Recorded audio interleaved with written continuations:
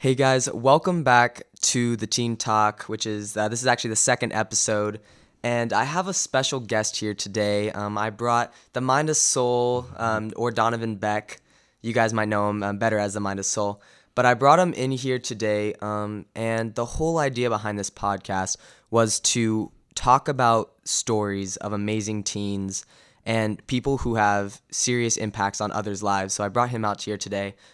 Say hi and introduce yourself. Giving me a little bit too much credit. No, not at all. Yeah, my name is Donovan Alexander Beck. I also go by the name The Mind of Soul on Instagram, Twitter, YouTube, things like that. I'm a photographer and filmmaker, business entrepreneur, things like that. And so I'm really excited to be on here. Just talk a little bit and hang out. So a little backstory on Donovan. I met him about 2 years ago, and the first time I met him, I was like, I can't talk to this dude. Like, he's too popular and famous at school. Like, there's no way. But then I realized we were both in the same club. I talked about him in the last episode with the sea turtle sort of meta or story that he told. Yeah. And I started talking to him, and we were actually in the same club. And when I got to know him, I'm like, he is so just. I use the word amazing a lot, and this guy is just incredible, and the things that he does not only for other people but what he does for himself and the community is amazing. So I wanted to talk to him and just sit down because he told me parts of his story, and I'd like to really fully understand, your story today. But what the things that he has gone through and to be where he is today, you guys, you just have to hear it. And I just wanted to tell you guys a story. So again, welcome to Teen Talk. I hope everybody's having an amazing day. And let's tell the story of Donovan Alexander Beck, better known as the Mind of Soul. So I guess from the beginning, I'm a military kid. So I kind of grew up bouncing around everywhere you could think of. Before I was living here in California, I was living in Colorado. Before that, Arizona. And I was born in Germany. And so it was just things like that. So I always was kind of the new kid on the block whenever it came to schooling. So I went to a bunch of different schools. And so I kind of got used to really quickly adapting and throwing myself out there constantly because I knew that I was never going to be in a spot for too long. So I had to do as much as I could right away. That came with the ups and downs for sure, from bullying to just dealing with normal things that kids do. It just kind of all culminated at points. So I did go through periods of time where it was just depression, suicidal thoughts, and things like that. And just after a while, it started to just become used to it. And then after a big point in my life, after a big event, I ended up switching my mindset around to having devotions to two major things when it comes to what I do. And the first one was ultimately what the Mind of Soul became, and the idea behind it, which was that the sun never really sets around the world. The sun's constantly doing more, creating more, and helping life grow. So you should kind of live in the same fashion. And that was the first lesson I learned. And the second one is we constantly think about our lives in the aspect of what we can do for ourselves, and we rarely think about it in the aspect of what we can do for others. And so that kind of grew my love and devotion to not only just photography and filmmaking and sharing stories, but also humanitarian work when it came to being part of ASB or Students Matter, the club that you talked about last week. I always had this very crazy drive to do something. One of my biggest fears in my life is death. I am horrified. I am fully horrified of dying. And so for the longest time, and even there, I spent my life trying to devote it to doing something and saving somebody every single day.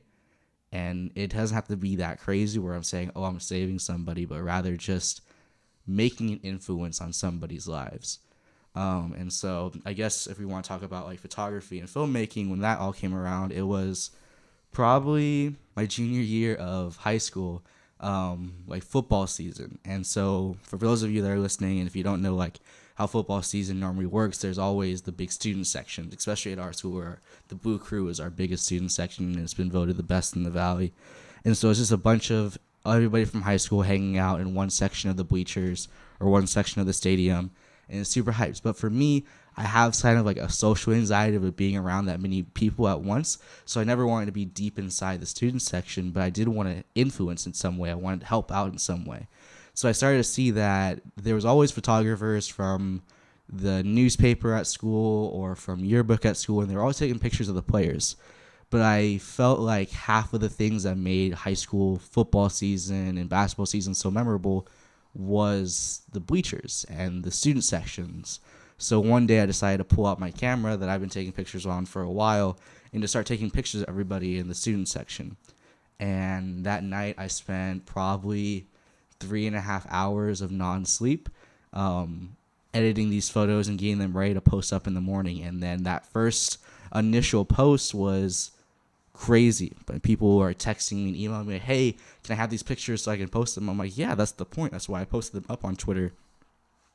And so from that point on, it kind of became this tradition of, oh, Donovan's bringing his camera this week for the football game, taking pictures of everybody. And I love it now, especially since I graduated last year, that I get to see my friends post like throwbacks on their Instagram and Twitters, and it's pictures that I've taken of them. And they have memories connected to those pictures. And so that was really cool. So it kind of just grew from there, where I would do pictures at football games, basketball games, our dances, everything like that, just sharing my love and helping other people in the process. So now that I can see people posting my pictures and hanging out and remembering their most treasured memories, because I feel like we constantly get lost in the busyness of life, that we don't have a way to remember everything we feel. So that was like the big turning point in not only my life, but also in the business's life, in the Mind of Soul's life. It was at that point I started to realize that, yeah, this isn't just a pipe dream anymore. It's something that really can help people. It was just a dedication to wanting to make an influence on the world, and that's kind of where I'm at right now. And that's so great. And that's just sort of the tip of the iceberg. That's not even anything. And we'll definitely go deeper into that. But sort of going back, and I know that you talked about coming from a military family and how that impacted you. And I know there's a lot of kids out there that come from families that, Right. I'm not saying that you don't have like an amazing family, but that have to move around. But, what do you see in kids, especially in high school, because you and I, we saw that a lot. Right. How is like the high school and the social pressure, especially from moving around, how has that changed, like made you into the person you are, or how does that help you, help others? For me, it was like, since I did move around a lot, I really grew up really quickly. I started to realize who I am very early on. So even in like elementary, middle school, I always knew that I wanted to be this type of person. But social pressure is always something that, like, especially for kids, like especially for my age or younger, that's always something that's really hard, especially now with social media and everything like that. I kind of, for me at least, I didn't want to adapt to the people around me because I never felt right, if that makes sense. I never felt like when I tried to be the cool kid, or if I tried to be this or that, it never really made sense for me. I never really felt safe in my skin, if that's kind of like, that's what my mentality was for a long time, where I didn't want to be like everybody else. That had its ups and downs for sure. Like once you have that sort of mindset, there's no way of stopping bullying or things like that from happening, because that's just natural. They always want to like get on the different kid, right? But for kids like who went through the same thing as me, like military kids or kids from like divorced families and things like that, I think the hardest thing is it takes time to realize who you are, because you can get really lost really quickly in the people around you. And I felt for me at times that was kind of the same sort of thing. And the one thing that saved me out of that was my perspective on moving. So for a lot of kids that I've talked to that were either military kids or divorced family kids, they hated the fact of moving. They hated the fact that, oh, I'm leaving all my friends here, I need this or that. But for me, the move was always something really exciting, because it actually allowed me to reset. If I ever felt myself getting into a bubble, if I ever felt myself getting into a mold, I could move and reset the whole set. And that was a really cool thing. So if there's any kids listening and they're having troubles with moving or things like that, or just social pressures and like feeling not right in their skin, try to reset it a little bit. Take a step back from like your friend group or things like that and reset your sort of mentality. For me, my business didn't start until I moved to Santa Clarita I moved from the Antelope Valley, and so when I moved to Santa Cruz, I had a chance to readjust who I was becoming, and that was kind of a neat thing. Yeah, and it's truly amazing, and just being able to shift like Yeah. that, and it definitely takes time. Yeah, you know, for and sure. the one may not the first move, the second move, the third Yeah. move, but by the fourth time, you're like, okay, I got this. I got this like on Yeah, I the got lock it where I down. just like I come to a school. I always joke with my friends. Like when I moved so many schools, the first friends that I ever made were the people in the office, because it was like if I had them on my side, it was kind of good that I can keep moving. I can keep getting things done. So yeah, you kind of learn like little traits as you move more and more. It really is a taking time sort of thing, and it's different for everybody. I know kids who they move constantly for military families, and they just had to be homeschooled because they couldn't deal with everything that was going on in public schooling or things like that. And it's really it's different for sure. I talk to my friends here, and I don't have the same sort of connection where they're like, oh yeah, when we were in elementary school, I'm like, I wasn't here. So it's those sort of things that there are ups and downs to it all. And sort of relating to you, I never had that. I never had to move, Right. but in elementary school, I don't have I have similar certain memories of I can say, oh, remember when I did this in third grade, you Right. know, with this teacher or whatever. But I never, like you, I didn't really fit into any sort of group, and I talked about that last episode where I didn't have any sort of friend group or someone that I can say like, oh, I was friends with you since third grade in Mrs. blah blah blah's class. And so, as you guys can see, everybody, no matter what they go through, can relate Yeah. in any sort of way. He went through all this moving and, you know, depression and all those things that maybe came along with that, and yet we can still relate and find something that we can both talk about, and it's easy for us because we both have those stories that we like to that we want to share and want to talk about to help others, and it's something greater than us. Yeah, I don't think a lot of people understand, like, taking into perspective how similar we are to everybody else. We always kind of think of like, oh, I'm different than him or her because of this, and that. Like, and I don't want to become political in any way, shape, or form. But just like it's always an us versus them sort of thing. They don't really start to realize that one of the most used words whenever you read a book, like one of the most used words in the English language, is the word "and." And one of the second most used languages is the word "us."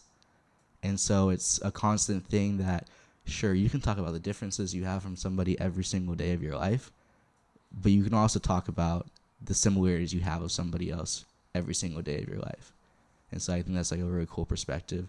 For me, it was like when I first, well, let me rephrase this. One of my favorite things that I get to do is fly. So I get to take a lot of plane travels every now and again. I'm actually taking a flight to San Francisco in 2 weeks. And my favorite thing is to fly and look over all of the different houses that we see and just look. And you take a step back and think, these are people's stories of different lives, different struggles, different things every single day. But also, these are the same families who love their others, who love their significant others, who love their family members, their sons or daughters, in the same way that I love my mom and my dad. So you really start to think that, yeah, we may be separated by houses and walls and streets, but we're also bonded by memories and ideas. And so as a photographer, that's the really cool thing about my job, is I get to take moments of that. I get to take pictures of that and share their ideas and share their memories. And about photography and stuff like that, when you first picked up your camera and started taking pictures, did that help you with anything, like, or was that just like a hobby? It helped me in the fact that from the young age, I've always been a kid who had a really big imagination. I had a really big thought in my head all the time. And it's a very like hyperactive mindset. And so it's like, it helped me in the fact that the ability to take pictures and tell stories behind them allowed me to get the thoughts that were inside of my head out. And now that I'm getting more into filmmaking, that's even more, where I have these big ambitions and dreams of doing different things. And my art gives me the medium to share that. And so it was just a hobby at first. But I think one of the coolest things is people come to me often now asking for my recommendations or tips or guidance when it comes to being a business person or starting their first photography sessions and things like that. So I become kind of a mentor for people. And they always ask me, when did you know that this is what you want to do with your life? And I'm a firm believer that your purpose in life is the thing that you will lose sleep over. So it was a hobby at first until I found myself at 1:30 in the morning freaking out because I was paranoid as hell that I wasn't working. And that was the really cool moment in my life where I realized that, yeah, I'm doing something right. And so I think one of our biggest struggles with life is the fact that we never really know our path until we're actually walking it. And I think we always struggle, especially as teenagers, with the pressures of parents and family and society now, where it's you need to know your life and what you're going to do with it by the age of 14. I think that's freaking crazy. I think that's insane. Where it's like you're trying to tell this kid who is getting their heart broken by some random girl or some random boy, is dealing with having a D- in this one class, is then dealing with going through puberty all at the same time, granted, and you're trying to tell them that they need to know what they're going to do when they're 28? Like, what? Like, that's just insane. And so it just came down to the point where you live your life every single day with two things in mind. How am I going to help somebody, and am I happy? And as long as you're fulfilling at least one of those two things every single day, I could give less of a shit about what you're doing in the future. Like, that's the biggest mentality that I think a lot of people need to change. And for teenagers especially, it's like, don't freak out so much. Live your life, enjoy every moment of it, and understand that every struggle you're going through right now is kind of like a big fundamental growth piece for your foundations of your future.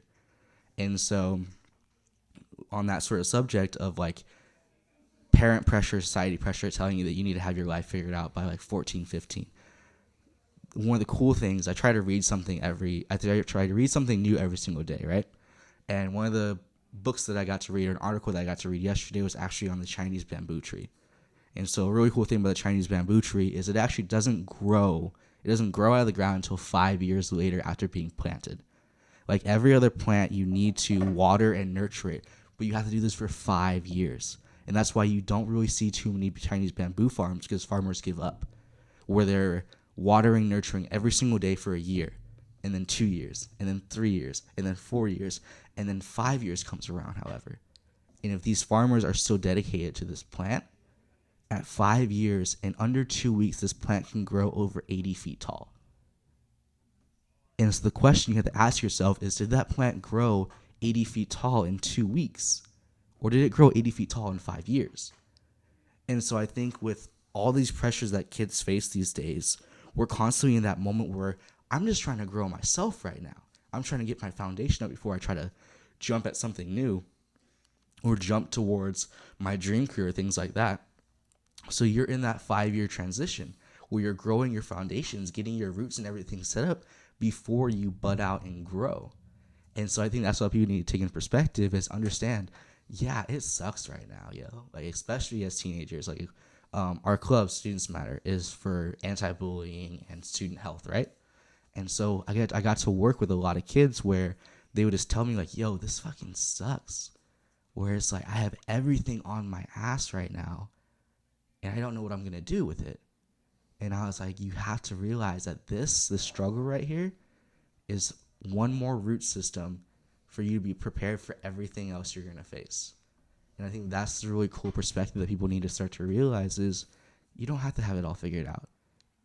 I barely have it all figured out. People come to me for guidance and answers, and I'm like, dude, I'm freaking out over a video that I haven't produced yet.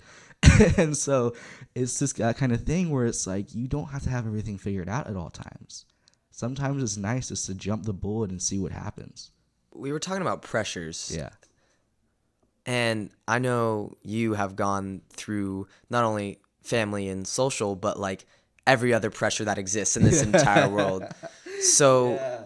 And I think one thing that people, they want to talk about, but they don't, because they don't know what's going to happen. And I think you and I were both fairly open with pretty much everything. So with those pressures and, mental health, right? how is that coming into play in your life? Mental health is your first health, always. If you don't have your mental health figured out, your body health, your emotional health, your spiritual health, everything will fall apart. And so the thing that kind of sucks is our school and education systems don't really focus on that at times. So you were saying how I had every single pressure known to man, which I kind of did. Just to give everyone a backstory, I'm a photographer and filmmaker. I own a business, and I've been doing that for 2 years. I was also this past year the senior class president at my school. I was also the head of 3 different clubs. I also founded 2 different clubs. I also was working part-time to full-time at Jersey Mike's on this time. I was also starting to work at Universal doing film work at this time. So the list goes on and on and on about everything that's going on. And the biggest thing, and if I can yell this out from the top of a mountaintop to everybody to realize for human health, is 2 recommendations. 1, have a coffee hour. So for me, I am the biggest sort of planner when it comes to everything that I need to get done. I have notebooks on notebooks of everything I have to do. My calendar in my phone is like the second page of my phone where I'm constantly looking at it and stressing out. But the one thing that's consistent across all those calendars is every single day there is an hour dedicated to coffee, period. It is no work. It is no thoughts about anything else besides this cup of coffee sitting in front of me, and I'm going to drink it and enjoy my life. And so I actually, like the local coffee shop, Bodie Leaf, is where I go every single day, at least once, for this pure reason that I drink coffee as a way to decompress and take away from everything. Because like I said, mental health is the biggest thing you have to consider. For me, it's never considered in school. It's always, you need to do this, this, and this. It's like, why do we have a physical trainer, a hired physical trainer at our school, but yet we have a part-time contracted psychologist? Full-time, part-time, full-time, part-time. Why is physical health so considered and mental health isn't? And so that was like the big thing with me is you can't do anything unless your mental health is taken care of. And so that was the first thing to have a coffee hour. The second one is, this sounds really stupid and it sounds really hippie, but meditate. For me, meditation is like the coolest, most surreal thing you can ever do, and I do it twice a day, once in the morning, once at night. There's really cool apps like Headspace and Chill and things like that that just allow you to take a step back from everything. The really cool thing about meditation, a lot of people don't realize it, and they just think, like, oh, meditation is like that sort of breathing pattern, but it's actually sitting and allowing your thoughts to live. So the thing that stresses us out so much about our lives is that we're constantly reaching at every single thought we have. Like, oh, I need to think about this. Oh, wait, there's this too. I need to do this. I need to do this. Meditating allows you to sit and let all those thoughts run around in your brain, but you don't reach for them. And slowly you'll begin to see that those thoughts begin to fade away quickly. It's like, do I really need to be thinking about this? Do I need to be thinking about this or worrying about something like this? And so it brings your ability to calm down really quickly. And so that's the second thing I can recommend, is just meditate at least once a day. If you can do it twice a day, do it. But yeah, it's that sort of thing where you just have to really consider, take a few steps away to be yourself, to live for yourself. If there's something that you love, do it. Let that be your meditation. For me, I love photo editing. People always ask me, they're like, how can you spend up hours and hours after a school dance editing photos until like 3:30 in the morning? Because it's the best meditation. Put up a candle, put up some music, and just sit there and edit. And I lose myself in it, which is really cool. I have friends who are painters, and that's it. It's just their meditation. So find some sort of hobby about it. In the terms of school, every parent's going to hate me for what I'm about to say. When it comes to school, again, mental health is your best health, right? If there's a day that you just got to say fuck it and take a day off, then do it. Like, that's the biggest thing. Is like, take a me day, take a mental health day where you just sit back and just say, I can't do it right now. I just need to think. I just need to release. And that's, parents are always like, no, you need to be doing this, this, and this. I'm like, you really don't. It's like, senioritis hit really hard last year sometimes, but other times it was just like there was so much stress, and I don't think parents understand this, where there's so much stress on these kids that they just can't do it. And it's just insane to ask them to try to. Where it's like, I tried showing someone that was older than me my math homework from pre-calculus, and they asked me if I was in college. And think about that. I was doing pre-calculus in junior year. Some kids are doing it in sophomore and freshman year. And I have kids that I babysit that are doing multiplication to the third degree in 6th grade, 5th grade. It's like there's so much asked of these kids. Is it really too much to believe that they need a day off? That they need to take a break? And I think that's one thing that parents should probably realize is there's so much stress and so much anxiety that these little kids have to be the best. And that's the hardest thing as not as a parent, but as just a person who cares about somebody, is that I get to see these kids freaking out about, oh, I need to do this so I can get into this school, so I can be the best, I can do that. I'm like, then why are you trying so hard? It's like, you want to be the best you can be? Okay, then stop and think about how you're treating yourself right now. That you're beating on yourself so much that you would hate for somebody else to do that to you. It's like we talk, like, our biggest enemy is ourselves, right? And if we ever treated somebody else like how we treat ourselves, we would be arrested. Like, that's the craziest thing, is we never think about how awfully we treat ourselves, especially when it comes to teenagers in school. It's like, I literally saw a girl hit her head on the desk after failing a test. That's insane. That is crazy to me. And I cannot imagine what struggles and emotional turmoil she's going on inside her head if she's okay with doing that physically in public to herself. And so if there's any recommendation to people, especially kids, those are my two biggest recommendations. Coffee hour. It doesn't have to be coffee. It's just what I do because I'm addicted to caffeine. And then meditate or find a way to do something creatively or just take a step back from everything.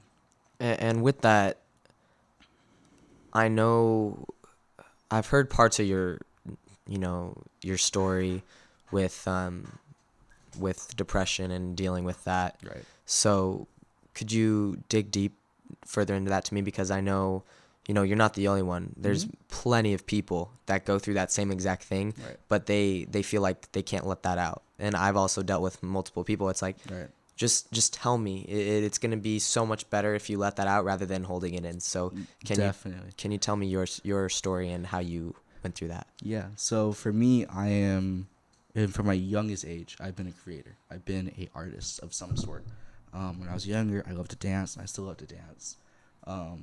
I sing to myself whenever I get a chance because it's what I find fun, right? And so that comes with its own turmoils all the time, especially as adding on being an artistic person, being a barely 5'5" tall black male, being a kid who was always new. So I had literally every checkbox that you could possibly get hit. I'm not homosexual, but I've been asked and confronted about being homosexual 24/7 just because I love fashion and I love thinking about how I look and caring about how I look. So every checkbox you could hit, I hit it. And so for a long time, that led to bullying in every way, shape, or form, whether that be physical bullying, where I've gotten pushed into walls, pushed into the sandbox, things like that when I was younger, to emotional and verbal bullying, where I was told that I'm a piece of shit. Oh, you're an N-word. Oh, you are flamboyant, faggot, gay, whatever. All those sort of things. So it wasn't that it all hurt me, more about I always was questioning who I was. And I think that's the big thing about depression and suicide that a lot of people don't get, when it comes to dealing and helping people who are going through it is not the fact that they're sad, or it's not the fact that we're sad and like hurting, but sometimes it's the fact that we don't know who we are, we don't know what we're feeling. And so for me, that was a big part of it. And so as a recommendation to kids who are going through the same sort of thing, the first one I can say is understand that you're not alone, that you aren't this one single drop in a bigger ocean, that you are a monumental piece to a bigger puzzle. And so that your emotions and feelings do matter.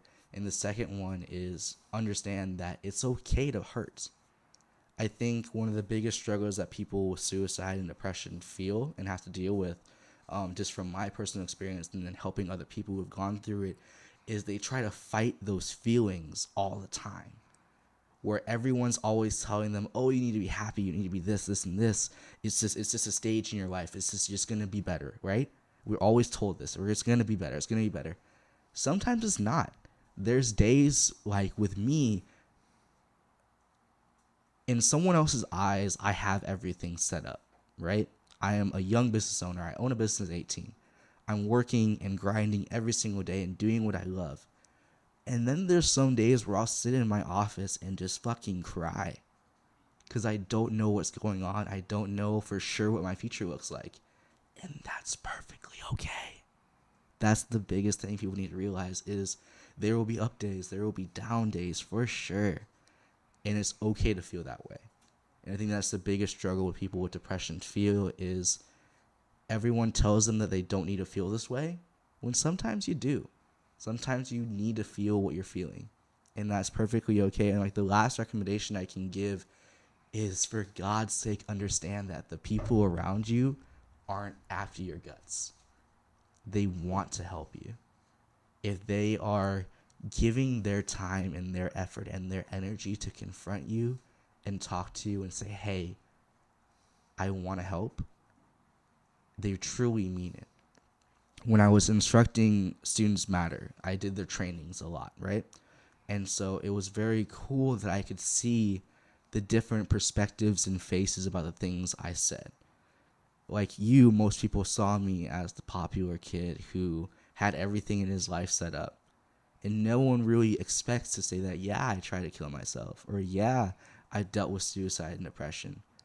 And so one of the biggest things when I was doing those instructions and I was doing those teachings was I would always have my sleeves rolled up. One, because there are still sometimes scars on my arm. And two, because I want them to see that they aren't alone.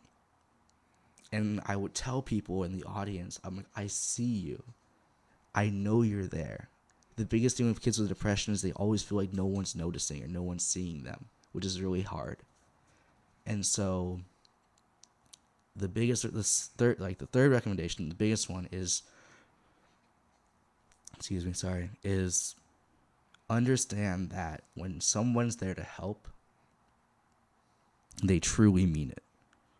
And that's once you are accepting of the people around you as trying to help you in the littlest ways. For me, someone asking to get coffee with me when I'm sitting down and crying in my office is like, you just fucking saved a dog out of a tree. Like you saved a kitten out of a tree for me, right? And so understand that little things that the people around you are trying to do to help you means something, and that's perfectly okay. For everybody that is out there that has dealt with or is going through, things like suicide, depression, hurting themselves in any ways, you're not alone, and there are people that want to help and that are willing to help because you are so amazing in so many ways, and your future is so bright, and this little roadblock that you're going through right now, there are plenty of people who are at that same roadblock who are willing to help you over and push you through that to make sure that you are better. Mm-hmm. So down below, if you are in this, I'll make sure to include website links for you to go to if you need help. I'll put the suicide prevention hotline down there, or I'll put it on the video right now, just to make sure that if you are having these feelings, make sure you talk to someone and don't go through it alone. Just on that kind of perspective, one of the biggest things I like to tell people, especially when I was teaching at Students Matter, was you are the winner of the biggest lottery ever. And that is called the lottery of life. There were so many small factors that led to you being alive. Why wouldn't you grasp every single thing about it and be thankful for it every single day? It's like you are literally made of stardust from thousands and millions of years ago. And it took people dying. It took everything going on in your before you were alive for you to be here. And that's something not to just be thankful for, but to be proud of. I've dealt with and I've worked with people who have either been on their first attempt of suicide or the second or even their third. And the one thing I constantly tell them whenever they're having struggles with either relapses or things like that is, hey, guess what? No one's stronger than you because you made it this far. If you made it this far, why would you stop fighting? Understand that you only have one life. Like I said, my biggest fear is dying. Even though I do crazy shit as much as I can, as often as I can. But that's only because I'm so scared of not living to its fullest. It's like the biggest thing that I can tell people is until you are able to look outside an airplane and say, I could jump right now and it would all be perfectly okay, you haven't lived enough. And the second thing I want to say is don't be scared of living. Don't be scared of that. It's too often we find ourselves scared at the possibilities of what could be instead of what is. And so I tell people, it's like, if you want to ask somebody on a date, ask the motherfucker on a date. If you want to start your own business, start it. If you want to do this or that, do it. Do it 24/7. One of the cool quotes I got to read the other day was by Muhammad Gandhi, where he said the strongest source of power in the entire world is not oil. It is not horses. It is not an engine. It is the human will. It's like, if you have a dream and you have an ambition and a passion, then you better get up and fucking do it. And so that's the biggest thing. That's what I try to live by now, is I want video to succeed. I want my film to succeed. So it's going to. Period. I'm pretty sure you can notice at this point, at this many analogies that I've given today, I'm a very big analogy person. And so I've gotten the chance to be interviewed a lot, or people ask me questions of guidance. And I got asked a question the other day. What makes you feel, or why do you feel like I was so successful compared to other photographers or filmmakers out here in Santa Clarita? And all I could think about was Will Smith getting asked the same question about why he was such a successful actor compared to everybody else around him. And he said that there's one thing that's different between me and everybody else, and it's a sickening work ethic. He related it to going to the gym and getting on a treadmill. He laughed and said, you can walk up next to me and get on the treadmill, and you can have more money than me. You can have more trainers. You can come from a better neighborhood than I can. But guess what? You're either getting off that treadmill or I'm going to fucking die. And that's now my mentality, is I don't care about anybody else. I'm going to do this for the sake of doing it, or I'm going to die in the process. So yeah, that's like my last thing, is just like, if you have a dream, if you have a passion, get out, get up, do it, because no one else is going to do it the way that you do. Well, that there was Donovan Alexander Beck, the Mind of Soul. Just thank you for just everything that you do, not only for that you've done for me, but as well as for just everybody that has met you along the way. You are truly an amazing person with an amazing story. I'll everything that he's done. His YouTube, his Twitter, everything down will be down. So if you ever want to see any of my work, it's all at the Mind of Soul, SOL, like the sun in Latin. You can find me on Instagram, Twitter, YouTube, everything like that. I'm actually in the works of my first film. So that's up in the air right now. And so if you want to stay tuned and come on that crazy journey with me, I'd be more than happy to have you along the way. Yeah, so once again, that was the Mind of Soul. Thank you for coming out. To everybody who is listening to this podcast, thank you again. I think Donovan says it best. So do your little outro for me. All right. As always, peace, love, and happiness in everything that you do, and much love.